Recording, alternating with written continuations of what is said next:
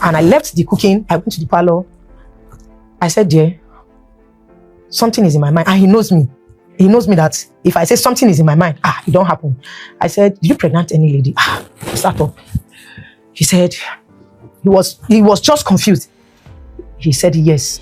I said, where is the lady? He said, in his office. That the lady is waiting. The lady has even left. This. She's selling card. She's doing nowhere to be found. I lied down there. I stopped the cooking. I cried. I said, God, why me again? Why must it always be that there is a new thing after I'm finishing one season of, okay, maybe I'm entering into a new season? Because even if you go back to my Facebook in that 2014, you will see divine settlement that I posted. Divine settlement. So this one was another thing again. I started crying. I said, okay, I forgive you. That was in 2014 to 2015. So we're like a family. But that thing could not leave me. Whenever we have sex with him, even if he had left, I would lie down on the bed and I'll be crying because my daughter that he has molested is still in the same house with us. So that was where I got ulcer. Because the pain was too much. After he had gone, I would cover my head with pillow. I would cry. I would say, God, have mercy on me. Father, have mercy on me. So that was how we continued. Until I wanted to celebrate my 40th birthday because my mom died at 36 and I was already 40 and I was like, it's time to thank God. So I went to an orphanage. He said, I want to come and celebrate my birthday and they obliged me. So I went there. Then I was doing network marketing and it was on food. So I had a lot of foodstuffs, granite oil. I went there and I went with materials. I taught the orphanage how to make soap, Dettol, many things. I taught them and I gifted them those things. But at the arrangement, at the preparation of that birthday, remember he has been transferred. All this while he has been transferred. He wasn't in Abuja. He was even transferred outside Abuja to the east. I was the one that walked Abuja. I said, I've come for us to work marriage. Now you have been transferred to the east. So I went to his headquarters, did the transfer, but he could not come back to Abuja. He was taken to Nasarawa, just the boundary between Abuja and Nasarawa. So we are preparing this thing. My daughter, everybody was preparing this thing. And I called him. Before that time, he stopped coming home. I told my pastor. Then we were redeeming the place we are going to. And when I came back, let me go back to when I came back from Lokoja, we were supposed to continue in the redeem we were. But because he had pregnanted a lady there, he was not comfortable with me going to that place because he knew somehow I would know. So there was this family friend of mine that has served Pastor Nature for like 19 years and he was opening his own ministry. And he called me, we grew up together in Jos. And he was like, we should come and celebrate with them. And when we went there, my husband just said, he liked this church. And I was surprised because he's somebody that doesn't like a church where they don't cover hair, where they wear trousers. I was like, what now happened that you want this church? What changed? So what changed? So, but as the respectable wife now, we started going there. So from Airport Road, go to Area 1. And he was in where he was working. So I'll be the one to pay transport and do everything. So he was not feeling the pains of. So we continued until that birthday. He never came home. Then my pastor said, okay, since he's not coming home, I'll be going to meet him now.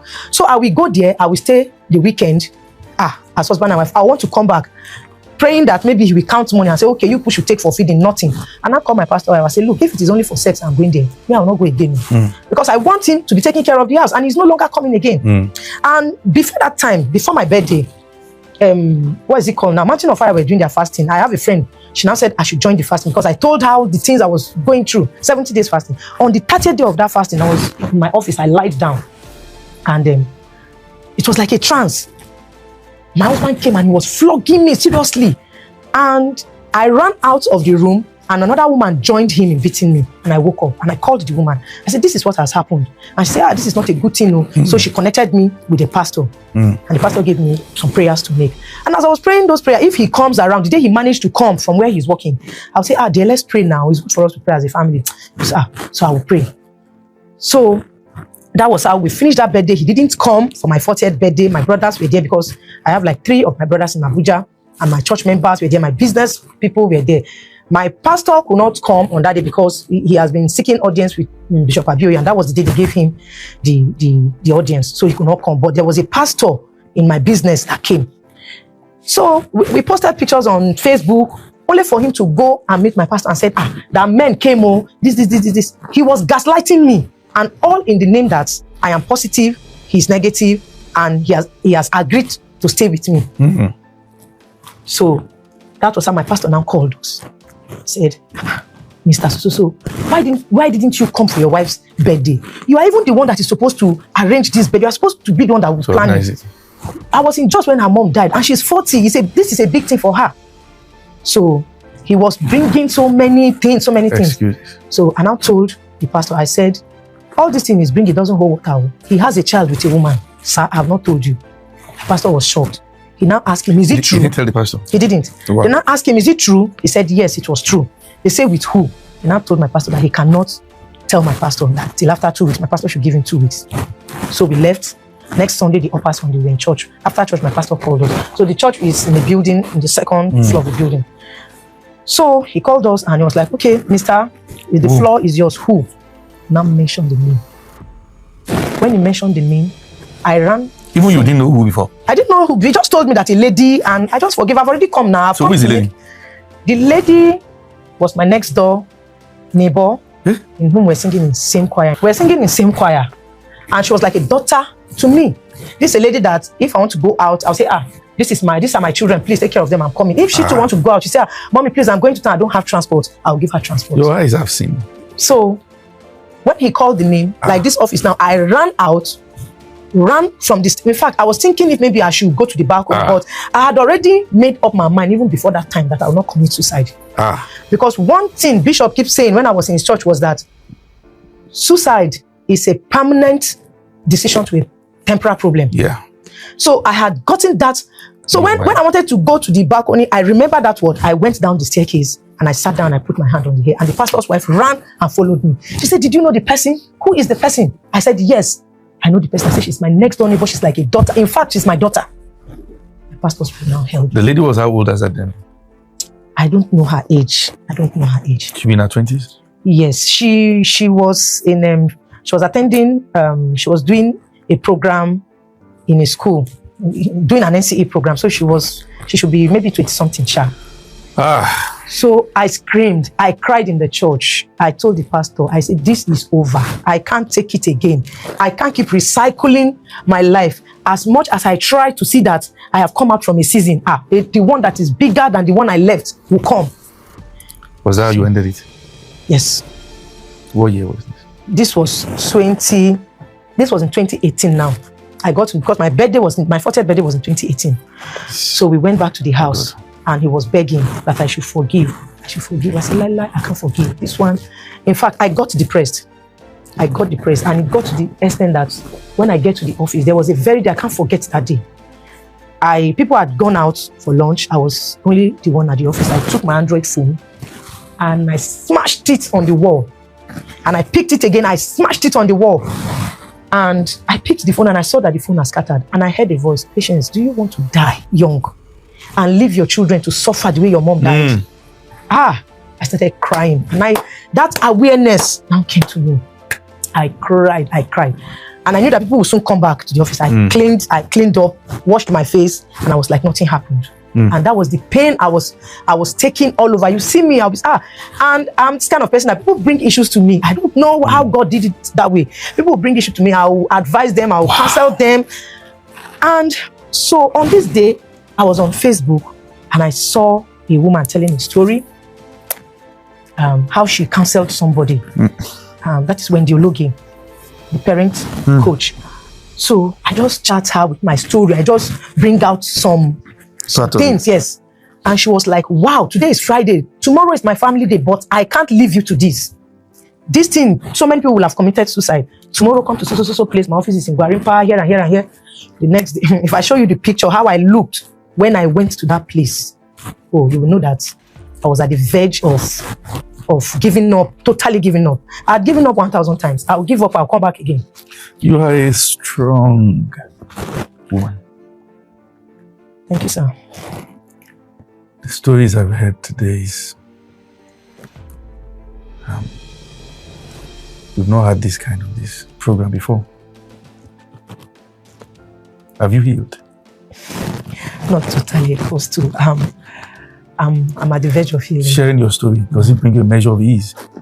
Very well. But at what point will you say your healing started? My healing started, I would say, years back when I started Empowered Girls for Christ Foundation. So you have a foundation? Yes, I had a foundation. Empowered Girls for Christ Yes, Foundation. it was formerly Girls for Christ Foundation, but when we wanted to go for the registration, it was Empowered Girls for Christ Foundation. Yes, sir. So it has not been easy. So knowing that the person he impregnated was much. So that woman counseled me 3 sessions. She normally charged, but she could not collect a penny because of the gravity of the issue. Yes. So, and it was that counseling that helped me. So when I went back home, I knew I had to move. And even before then, I was not ready to move. But that his same brother, he was the one that now told the brother what was happening. The brother now said we should come to Ibadan. My elder brother were, no, you are not going. Dowry not paid, issue of molestation, now issue of pregnancy. You cannot go. Let them come down. Let's sit down. If they really want you to be their wife, sir, I won't lie to you. Even with that happened, I was still willing to make that marriage work. But the brother now said that if I cannot come down to their place, I should go ahead. So that also pained me. I was like, with these children I have, with what I've suffered, so now let me leave it. So in March 2019, I packed to my house. Then I was building a 2-bedroom flat. So I just got loan. My daughter too was already a police officer. Then she got loan. We fixed some things and boom, I went with the children.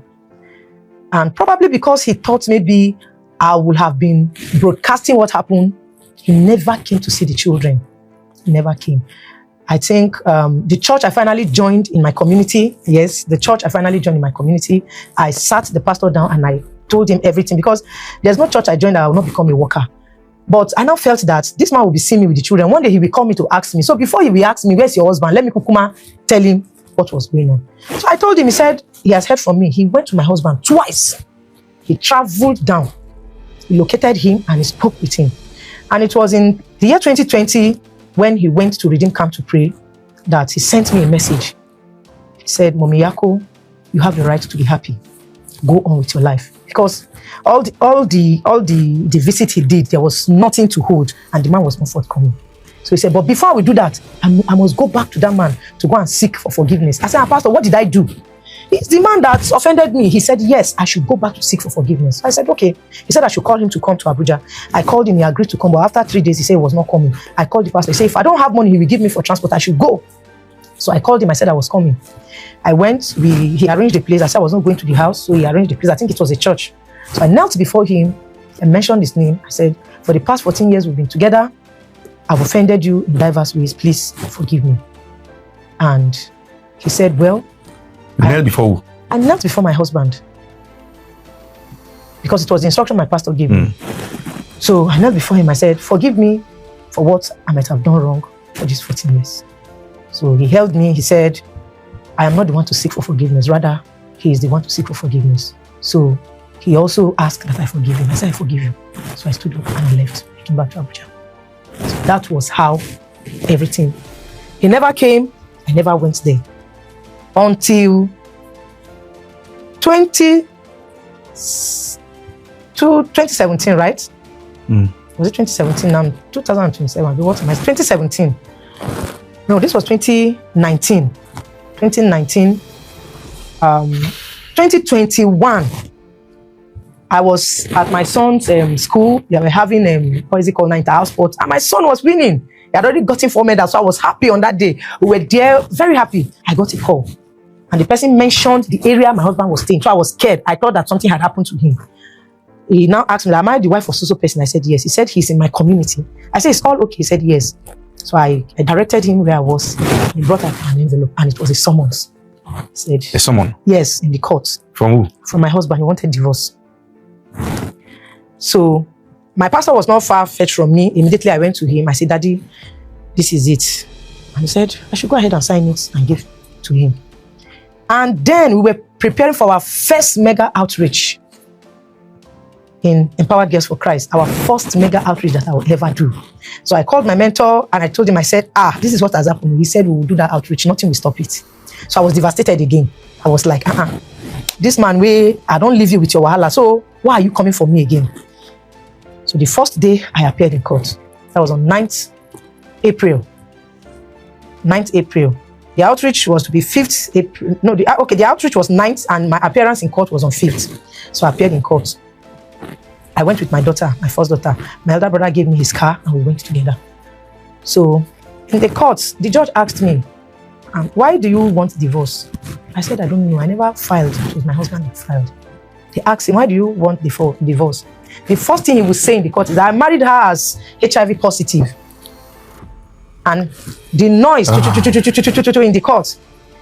And the court now, the judge now stopped everything. He called for order and called the two lawyers, my lawyer and his lawyer. And he spoke to them, and I knew that he was not okay with the word my husband said. So they adjourned it.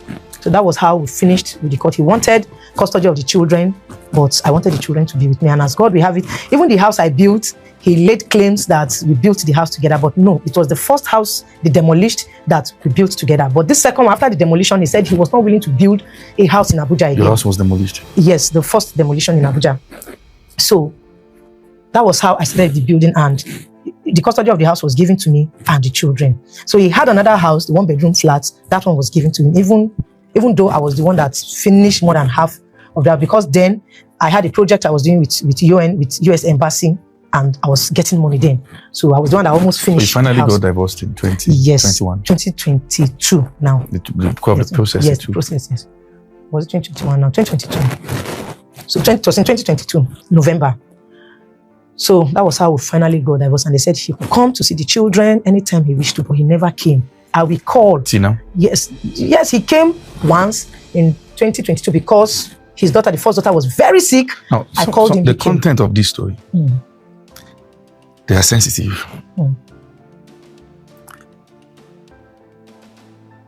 When or if those who know the both of you see this story and share with him, you take responsibility for this? Of course, yes. Of course, I'll take full responsibility. And he also knows that there's nothing I've said in this story that did not happen. That is not how it is. There's nothing I've said in this story that didn't happen the way it is. How are you?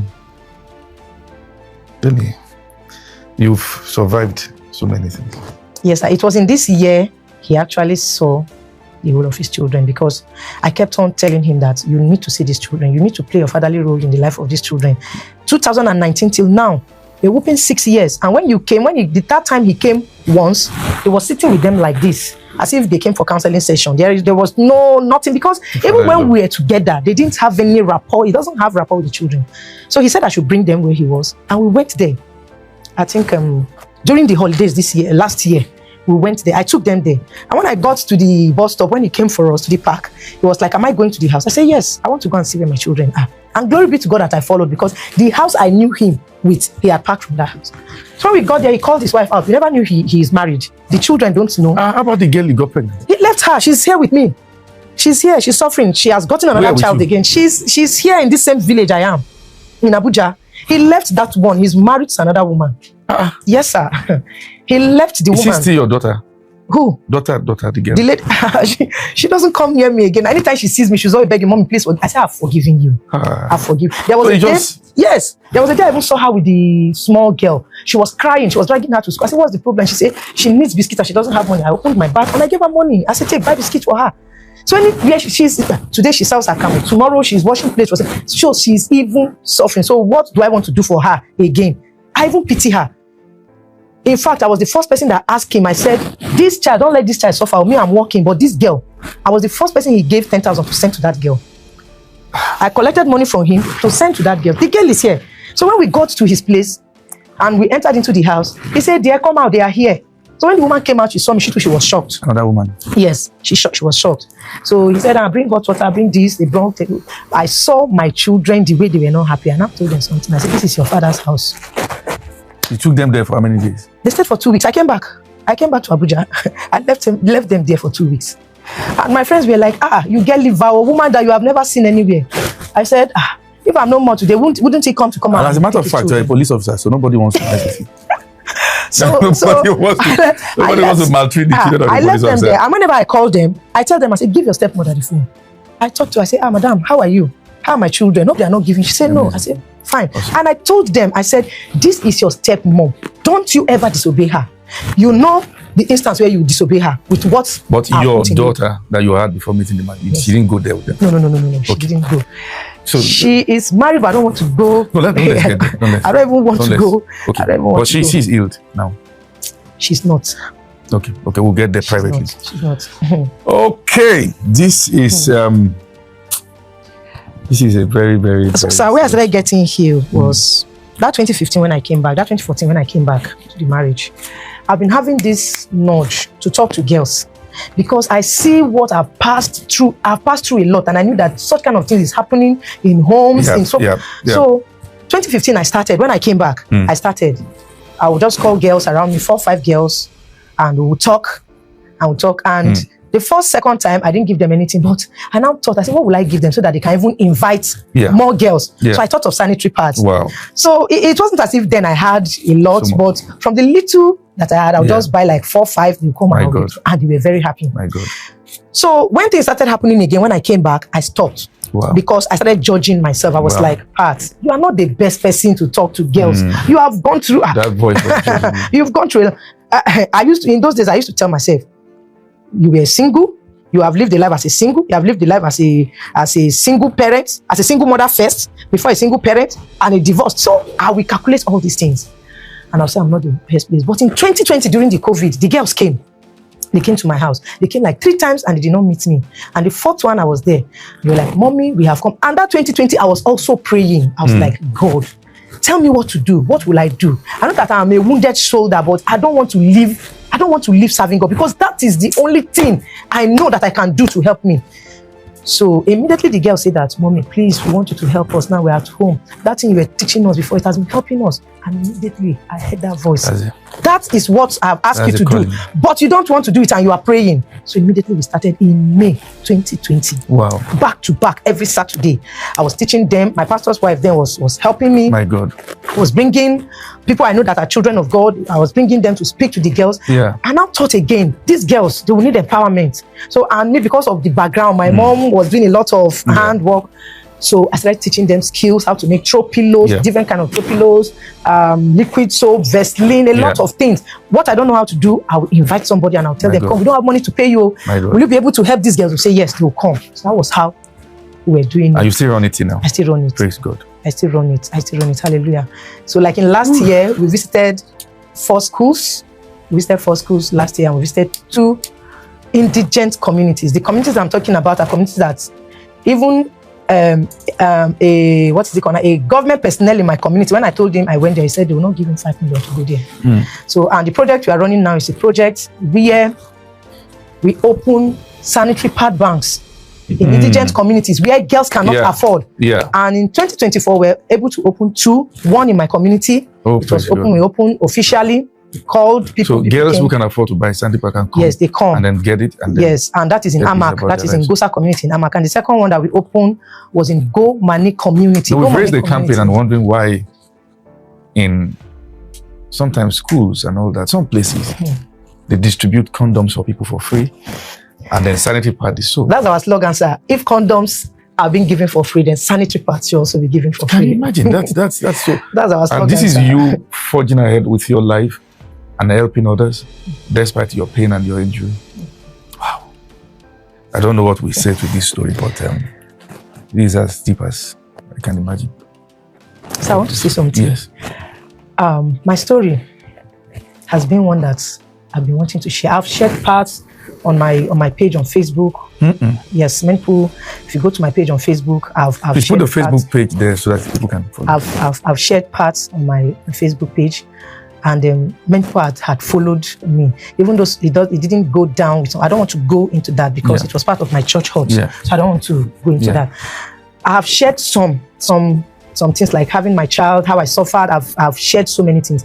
But there is this thing in me that has told me that I am going to share this story in a bigger platform for people to be blessed. But I never knew the platform. I never knew the platform.